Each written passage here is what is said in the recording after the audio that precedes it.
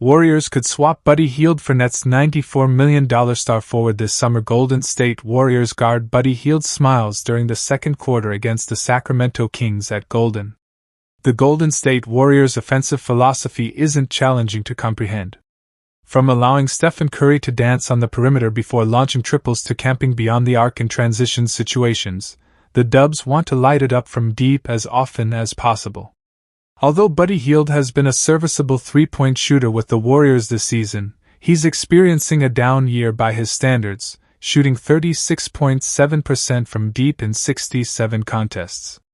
Still, if Golden State believes they should find a more dependable long-range threat in free agency, they could swap Hield for a Brooklyn Nets star forward enjoying a breakout NBA campaign. Bleacher Report's Eric Pincus published an insightful article on Friday that outlined the Warriors' potential offseason plans. In the interesting piece, Pincus noted that Hield could be used as trade bait if the Warriors target Cameron Johnson this summer. The Nets likely won't be competitive anytime soon, but Johnson has wisely shifted his focus to playing his way out of Brooklyn. The North Carolina product has been a high-level sharpshooter for the Nets in year 6, averaging 18.9 points per contest on 47.8% shooting from the field and 39.9% from three-point land. Johnson, who helped the Phoenix Suns reach the NBA Finals in 2021, was a hot commodity during the trade season. The 6'8" forward was linked to several Eastern and Western Conference contenders, but a deal never came to fruition, forcing Johnson to finish the year with the unsatisfactory Nets. Fortunately for Johnson, a concerning end to Hield's roller-coaster 2024-25 campaign could compel the Warriors to consider upgrading by acquiring Brooklyn's second leading scorer in a blockbuster summer deal. There's a good chance Johnson will land on Golden State's radar in the offseason. Steve Kerr would be the 1001st person to tell you he owes much of his glorious coaching career to the organizational structure that supports him and, moreover, the talented Warriors roster he inherited nearly 11 years ago. The first 1,000 to tell you that would be those who have spent the past few seasons punching their keyboards to gripe about Golden State's incompetent head coach. In the words of Stephen Curry some 33 months ago after the Warriors closed out the Celtics in the 2022 NBA Finals in Boston, "What they gonna say now?" Already the most accomplished coach in Warriors history, Kerr on Saturday became the winningest. Golden State's strenuous 97-94 victory over the New York Knicks was his 558th win, moving him past the late legend Alvin Adels and into first place in franchise history. When asked immediately after the game about his journey to this moment in NBA history, Kerr couldn't resist a moment of sarcasm. "Well, it's amazing to do this without any talent at all," he told NBC Sports Bay Area's Korath Burke. "I had to coach up these guys who you know, and they.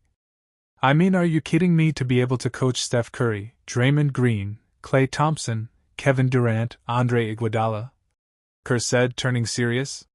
"We have been blessed with such incredible rosters the entire 11 years. And more than anything, this was a reflection of organizational strength, stability, and collaboration that we all share. The players, coaches, management, ownership. We have an incredible group of people, and the record is just a reflection of that. Why, Draymond believes Butler makes Warriors real ball club. Since Kerr took over as coach in May 2014, the Warriors have won 4 NBA championships, one more than the franchise achieved in its first 68 seasons. Of the 384 playoff games the Warriors have appeared in beginning in 1947, 140 of them came under Kerr. His 70.7 postseason win percentage, 99-41 record, sits atop the all-time list, ahead of such Naismith Memorial Basketball Hall of Famers as Red Auerbach, Phil Jackson, Pat Riley, and Greg Popovich. This latest milestone, however, is about regular season accomplishments.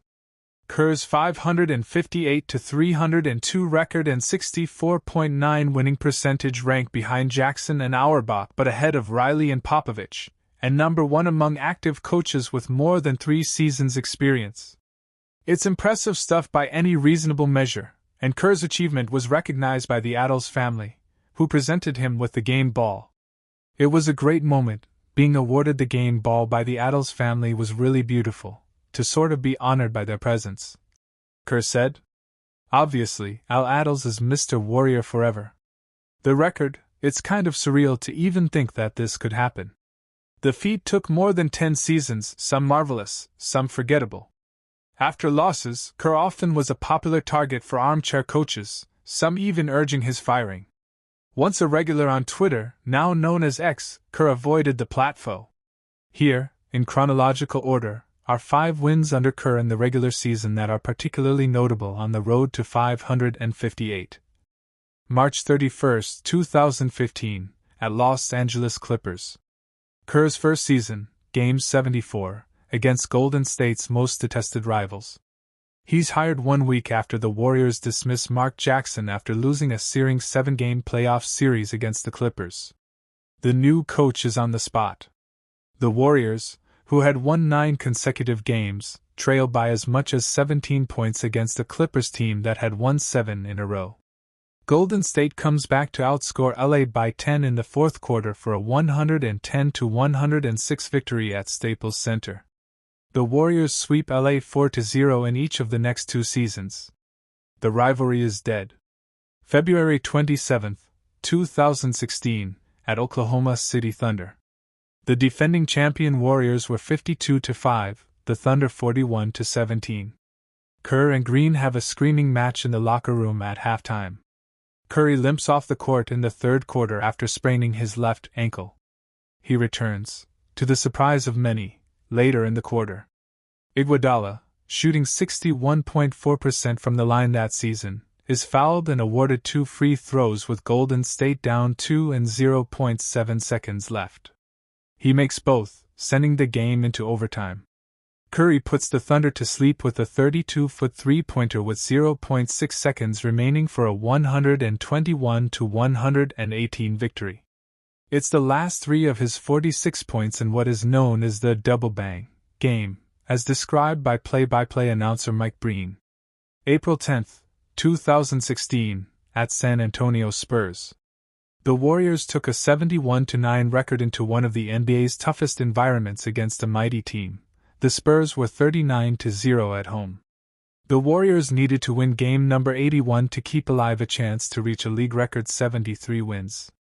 Game 82 was at Oracle Arena, where they were invincible. Golden State, however, had lost 33 consecutive games at San Antonio, the last win coming in 1997, when Kerr still was an active player with the Chicago Bulls. Curry scores 37 points, 20 in the second half, as the Warriors slip out of town with their 72nd win. 3 days later, they snag number 73 against the Memphis Grizzlies. December 25, 2017, at Oracle vs. Cleveland Cavaliers. Still sore about losing the 2016 NBA Finals to Cleveland on a late shot in Game 7 by Kyrie Irving, the Warriors seek a modest form or revenge in a national TV game on Christmas Day against LeBron James, Dwayne Wade, and Kevin Love. Curry is sidelined, with Patrick McCaw starting in his place. Zaza Pachulia is out, too, with rookie Jordan Bell starting at center. How would this makeshift lineup fare against the champs? Maybe it helps to have Kevin Durant. He has 25 points, 7 rebounds, and 5 blocks. Thompson scores 24. Green posts a triple-double. Final, Warriors 99, Cavs 92. April 2022. The dynastic Warriors are a thing of the past. The rebuilt Warriors are trying to close with a surge to finish among the top 4 teams in the Western Conference. They are 48-29, with 5 games remaining. Curry misses all 5G. Warriors star Steph Curry speaks with the media after nailing his 4,000th career three-pointer in Golden State's 130-104 win over the Sacramento Kings on Thursday at Chase Center. San Francisco. Everyone was warned that this would happen, and Curry thought it might happen soon, considering the significant mid-season roster reconstruction. But the Warriors did a commendable in the initial weeks after Jimmy Butler's February 8 arrival. The new energy lifted spirits, and their status in the standings. Now that a month has passed, the kinks are creeping into performance. They were visible again in Golden State's latest win, a 130-104 dispatching of the Sacramento Kings on Thursday night at Chase Center. The victory was as flawed as it was decisive, much a few other recent wins. The turnover issue that for years has clung to the Warriors like lint on black wool, and was under control for until the past couple weeks, is back, and it is harmful enough that they know they must address it to make a deep playoff run. Stay in the game with the latest updates on your beloved Bay Area and California sports teams. Sign up here for our all-access daily newsletter. It's something we've got to control, Moses Moody said after a light practice on Friday. Yeah, the last couple days they've been showing us our blooper reels of us turning the ball over, Kevin Looney said. We had some crazy ones, but we know we need to get better. The Warriors are 13-2 under their revamped roster, but a troublesome trend is developing with turnovers. After averaging 11.9 per game in February, they're up to 15.3 in March. They committed 70 giveaways, 17.5 per game, over the last four, donating 86 points, 21.5 per game, to their opponents. The Kings scored 20 points off 16 Warriors turnovers, with most of the damage coming late in the second quarter and early in the third. The Warriors made 6 donations in the final 5 minutes of the first half and 3 more in the first 3 minutes of the second half. Their 23-point lead was whittled to 4 in 8 minutes. Why Draymond believes Butler makes Warriors real ball club. Carelessness and risk, too much risk, Coach Steve Kerr said. That was the main point of our offensive film session today. We had that game totally under control, up 23 in the first half, and then kind of lost our mind down the stretch, that last 2 minutes of the half. The message is, against the best teams we're not going to get away with that. It's asking a lot of any team to donate 20 points to the Knicks or the Nuggets or the Bucks and still come away with a victory. They'd almost have to play the same game of charity. And those are the next 3 teams coming, in that order, to chase.